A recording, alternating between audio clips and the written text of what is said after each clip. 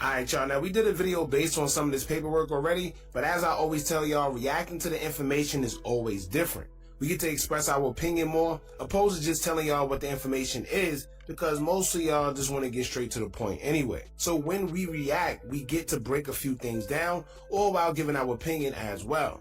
Now with that being said, honestly, I forgot to include one thing in the last video, which is a difference maker when it comes to this case, and also says a lot.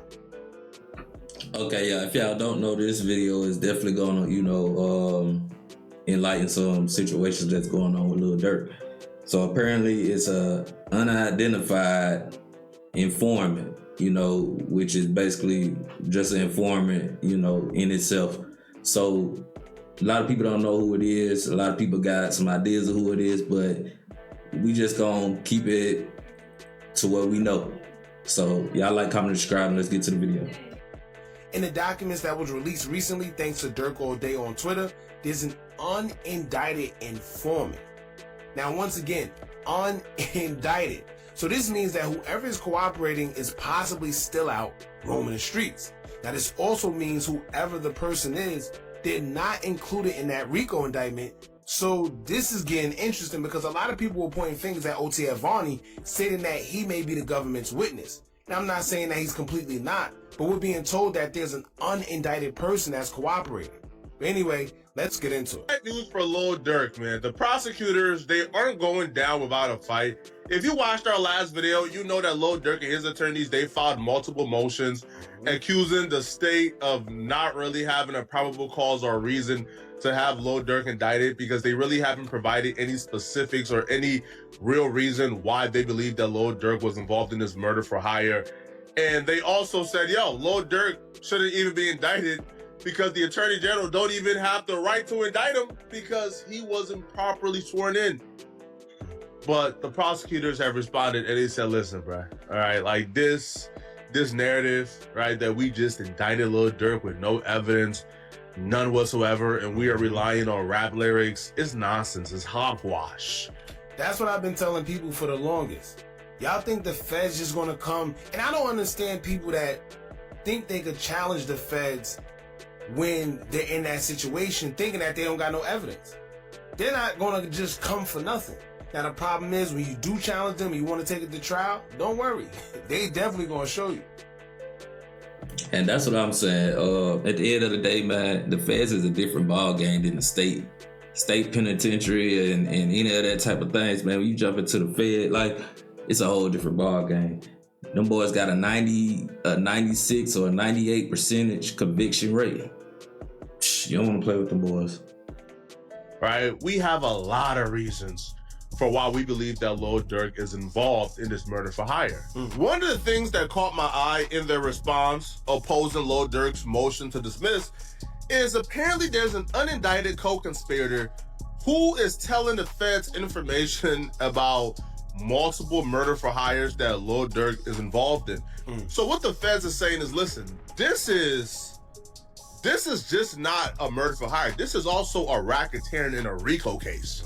So hence, even if you want to dismiss certain things or you feel like certain things were not absolutely clear, you can't get away from that OTF is a criminal enterprise and racketeering were involved. And one of the instances they're trying to prove that racketeering is involved here is apparently, right, the affidavit further stated that, well, confidential witness 1 provided information about shootings and other overt actions that OTF members and associates took to commit violence on behalf of OTF. That's crazy. Now, you know what's crazy, right? Throughout this whole thing, I didn't even think about the situation that happened in Atlanta. And now what that does is it proves a criminal organization. Why? Because the head himself was involved in that situation. And if y'all don't know what he's talking about the time where Lil Durk and King Von was locked up when they was in the courtroom. A lot of people were saying that that was the time that Durk had snitched on King Von. They was riding in a track hall, and it had 300 written on it in bold letters. So it was around that time. So this is what he's talking about right here. And everybody that's a part of OTF, they were involved in that situation too. Right. They were all OTF members. King Von, Lil Durk, Hella Bands. THF Bezu, right? All 4 of these guys are part of OTF. Rest in peace to King Von and Bezu. You know, say we just gonna throw it out there. We're gonna get on with it. So to be honest with you, I'm actually surprised a RICO didn't come sooner. But maybe, just maybe, they've been working on them since then. You see what I'm saying? So now it's getting kind of interesting when they add this, because now this is more than enough backing to say, yo, they are a criminal organization or criminal enterprise. This is where racketeering comes in. So even if Lil Durk gets found not guilty of the murder for hire, the racketeering is still here. Damn. The affidavit then provided a specific example of racketeering activity in which defendant banks and other OTF members participated, specifically in Atlanta robbery turned shootings in which defendant Lil Durk and King Von were both charged with attempted murder and participated in criminal street gang activities. But then it gets worse, bruh. I don't know, all right, if the unindicted co-conspirator is adding some sauce to it, but that boy told the feds that Lil Durk caught a hit on 6 people. And they would say he provided them credible information about the 6 hits that Lil Durk asked OTF members to commit. Boom. Now, once again, right, they're not just going to come out and say it. And I think this is why Lil Durk, in his defense, is trying to get them to say what the statements was and tell them who's the witness. First of all, they're not going to tell you that, especially if you already have an M for hire charge, right? That's like him trying to expose the jury, but their defense is, well, why would we do that when you already known allegedly for putting money on heads? And another thing that they're not telling y'all is that even if he beat that case for M for hire, he still had racketeering. Well, they did say that, but the thing is, right, racketeering carry a maximum sentence of 20 years. 20 years. So if he get found guilty on racketeering, man, it'll be a long time before we might see Durk then. So why would we expose the witness or the jury when possibly they can be threatened, their life can be in danger? Who knows? Exactly. Even if it's not true, that's their motive. That's their defense that they have to say, well, no, we don't want to tell you what the statements is. We don't want to expose the witness, and we don't want to expose the jury. Right. But for them to come out and say that he did put 6 hits on people, best and believe that they do have enough credible evidence to say that. They're not just going to say it. Whether it's text messages, right? Whether it's screenshots, FaceTimes, I don't know what they got, phone calls. But just pay attention. More specifically, following the murder of King Von, the affidavit further disclosed that confidential witness 1 knew that Lil Durk placed other monetary bounties for the murder of people with whom defendant Banks was feuding, including 6 other individuals. The affidavit also listed significant evidence cooperating confidential witness accounts of Lil Durk involvement in SR's murder. What I'm not gonna do is sit here and look y'all in y'all eyes and lie to y'all people. That's what I'm not gonna do. I'm not gonna sit here and say, oh my God, what? You're lying on Lil Durk. Man, listen, bro. If you listen to Lil Durk's music, if you listen to Lil Durk's admissions or certain, man, listen, man, right? Lil Durk putting bounties on his ops heads is probably the most obvious thing, I think. Like, even the biggest Lil Durk advocate, bro, can admit, bro, Lil Durk was putting bounties on people's heads, bro. Yeah. Okay, see, that's what we not gonna do. Is not guilty until proven innocent. It's innocent until proven guilty. So I feel like Poetic Flocka is doing a little much by stating the fact that he knows that that's what Lil Durk did. Now, we do know that Poetic Flocka, people are starting to say that he working with the police, and he said that himself because of the situation that happened with Hernandez Govan and Young Dolph case. Now, we can go off of what he said out his own mouth to know that you work with the police, okay? But what we can't do is say that Lil Durk is guilty because he haven't been proven guilty. That's what I feel about it. If y'all feeling different, leave it in the comments. They was terrified of Lil Durk. Not because Lil Durk was the shooter, because Lil Durk was the bag man, right? Right? Lil Durk had a reckless regard. Lil Durk was gonna get you if he wanted to get you. And you know what that's called? When keeping it real goes wrong. right? We live in a society where damn if you do, damn if you don't. Now, if you put too much in your music and something happens, they're gonna call you a crash out, you stupid for telling the truth in your music. But then when it comes to find out that you're lying, they're gonna say, well, you're not really like that. You lying, you soft. See the problem? You can't win. But why put incriminating activity in these music songs? I don't know. But unfortunately, he messed around and found out. Now, like I always say, they may not use song lyrics or IG lives and all that social media stuff to convict you, but what they are going to do is use that to persuade their initial point at hand. So if they're saying that he's putting money on heads, right? They need proof to back that up. So what they're going to do is they're going to use song lyrics. They're going to use whatever else they have to back up their stance. Simple as that. That's just a fact. But does that really prove that he put a bag on Quano Rondo's head? I don't think so. All right. Would that play a huge factor in this Quano Rondo case? I don't think so. All right. That's just from my perspective, because even like one of the people that they claim that Lil Durk put a bounty on, all right, was the Somerville murder. However, the city of Chicago said they have no intentions on charging Lil Durk for that murder whatsoever. So a lot of these things, to be honest, bruh, is to kind of paint the RICO picture. But I don't know, bruh. All right, if you remember too, right, that was kind of strange how they just dropped that case. They claimed they had evidence, they had this and that, and out of nowhere, they said up to their discretion, they just, they don't want to proceed with it. That was always kind of weird to me, but it is what it is. You don't have to murder for hire, because there are a couple of things you must prove to prove a RICO. Right? Exactly. I believe things like arson and a murder, or right, like there's various statutes and you have to prove two of those for it to be considered a RICO. The murder for hire is just one of those statutes they have to prove, and then something else for it to be a RICO. So I don't feel like they would have enough for the RICO per se. Now the murder for hire, to me, is 50-50. It could go anyway. Now, one of the things that Lil Durk did say in his motion to dismiss, he says, listen, Your Honor, all right, they brought faulty evidence to the grand jury. They told the grand jury that I dropped a song where I'm admitting to my involvement in the Quando Rondo Lil Pop murder.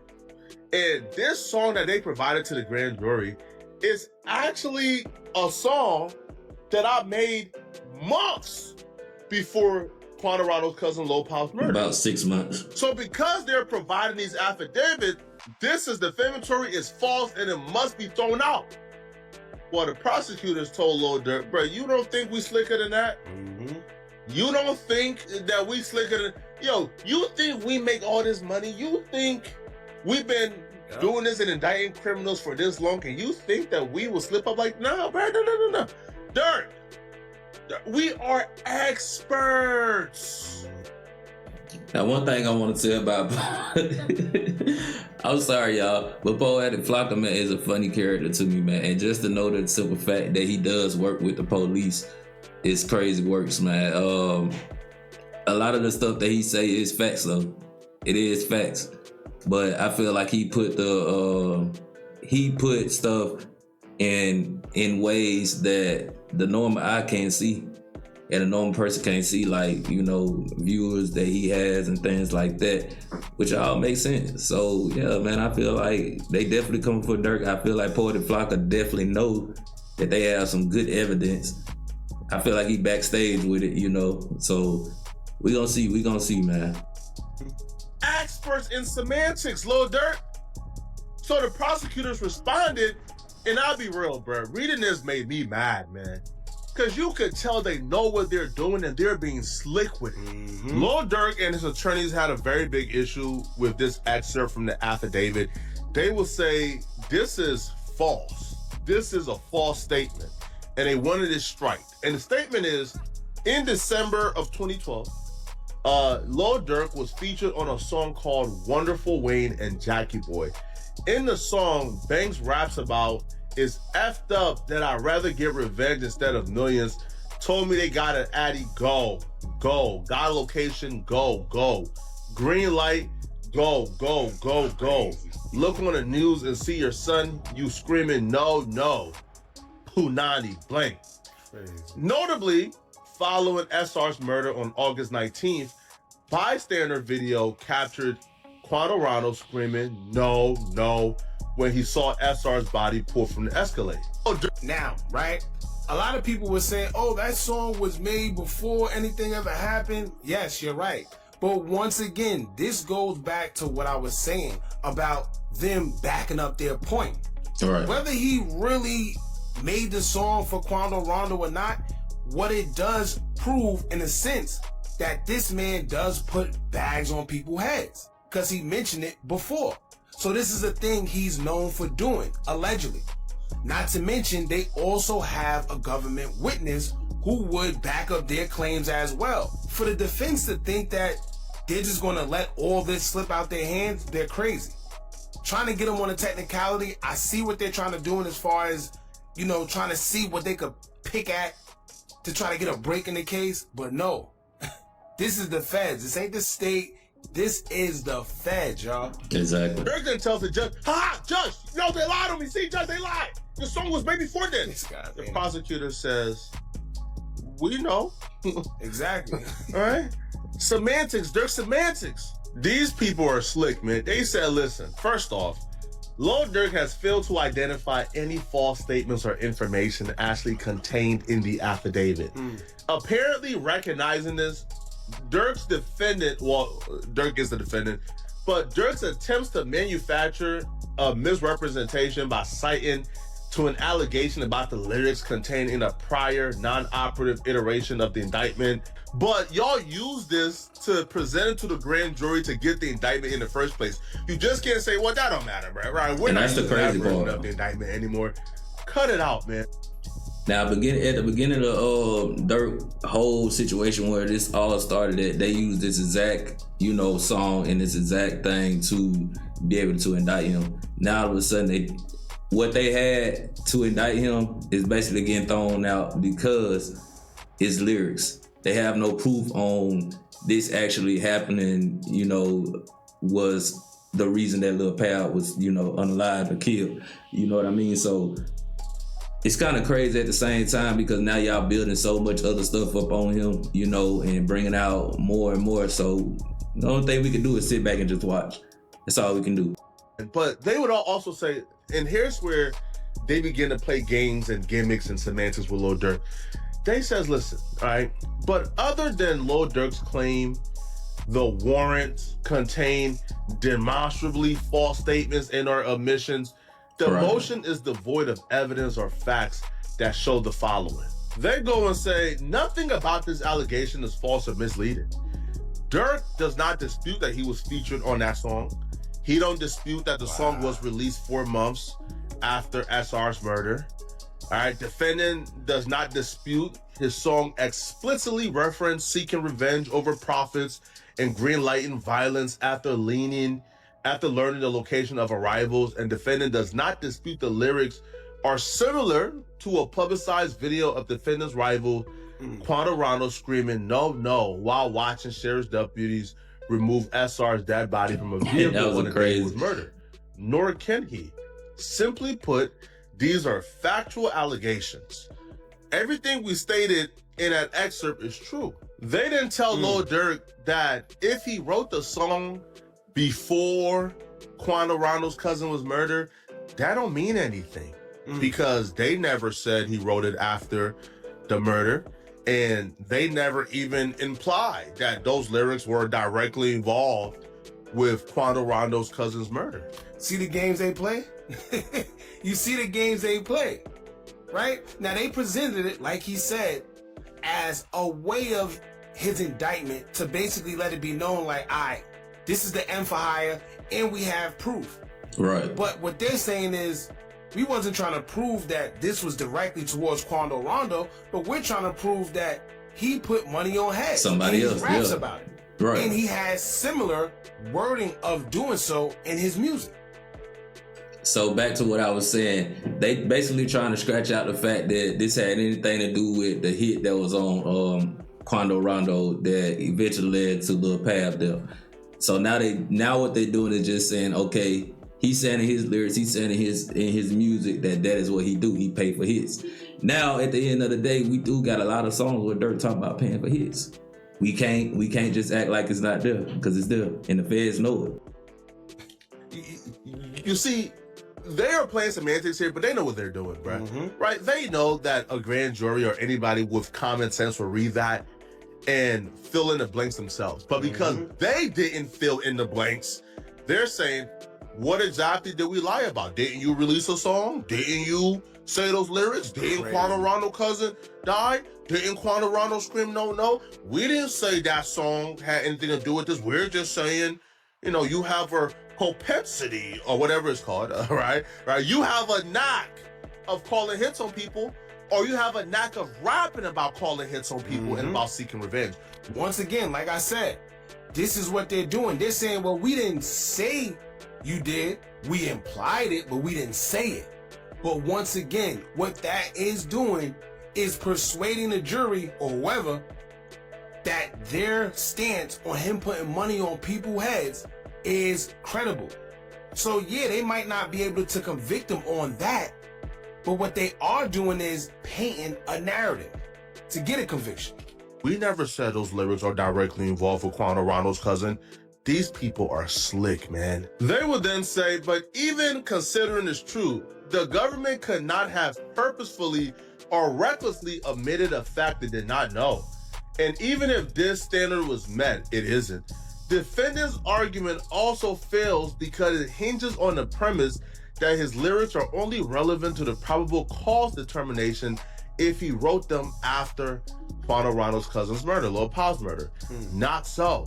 Defendant's lyrics about ordering a hit and seeking revenge show defendant's modus operandi and corroborates, right, you know, the unindicted co-conspirator, right, which is to cooperate with this one account that defendant ordered and financed the Los Angeles murder as set forth in the affidavit. This is the second time that prosecutors have been caught with their pants down and they find some type of new creative way and the judge just keeps allowing them to get away with it. Y'all remember in the first Lil Durk motion to dismiss, Lil Durk brought up the fact that the prosecutors played an edited fan video to the grand jury. And you know what that edited fan video was about? The edited fan video was actually of those lyrics they just referenced, right? No, you on the news screaming, no. So the fans, they edited Quanah Ronald screaming, no, as Lil Durk said that into his verse. And when that got edited into Lil Durk's verse, they played that for the grand jury. And they used that to get an indictment. Lil Durk said, hold on, that's unconstitutional. Bro, like, they can't do that. That video is edited. That has nothing to do with Quanah Ronald. They said, call. How come he's not addressing all the other evidence we got? Just because of that little instance? Come on, judge. Are we really going to consider dismissing this case over instance? That little instance don't even carry any weight in this. Yo, these people, man, listen, man. Hey, but these are the games that they play. And this is why I always say, in them courtrooms, it's a different story. No matter how right you are, it don't matter. They can literally do whatever it is that they want. And as you can see here, technically, like he said, it's unconstitutional.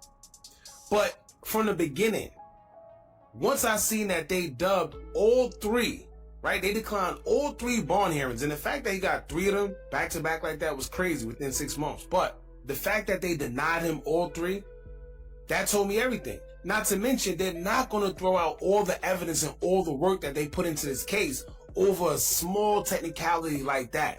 Now, should they? By law? Yeah. But they didn't work that hard to have a witness, to have everything they claim they have, just to throw it all out because of that one thing, realistically. It's cases like this that really makes you sit by and think, boy, I hate the justice system, man. It's things like this that really make you sit back and say, man, I hope I don't ever get in the crosshair of the justice system, bro. These people are ridiculous. These people are conniving. These people are crooks. They're going to find a way to get you if they want you, okay? Now, one of the most interesting things about this, though, they're treating Lil Durk's like murder case as if Lil Durk is like a part of like the crime mob. So I mean, like they're requesting that the jury remains anonymous. That Lil Durk and them don't even get to see who the jury is, right, during trial. Now, this is usually reserved if it's a trial, I don't know, for like a cartel boss. Like if Al Chapo is at trial, the jury is anonymous. You know why jury's anonymous? Because Al Chapo got an international crime network that will get you murdered for playing or for voting him guilty. So the fact that they're now trying to get an anonymous jury is like, huh? What? Y'all think Lil Durk got that reach? Y'all think Lil Durk is really gonna, what, murder the jury? Like, y'all think Lil Durk is that cutthroat? I said the same thing. However, you gotta remember, whatever you do, it follows you. Your criminal history follows you, right? The allegations, wherever it is, can be used against you in the court of law, like they say. And unfortunately, if he's already facing an M for hire charge, they can use that against him. Not to mention, in the past, he has been accused, whether it's true or not, he has been accused of allegedly getting people out of there when certain cases, not just him neither, right? A couple of OTF or O-Block, whatever affiliates have been accused of tampering with witnesses. So, we don't know. But at the end of the day, he has been accused in the past, so it's just following. And unfortunately, that's how it is. Y'all drop in the comments, let me know what y'all think.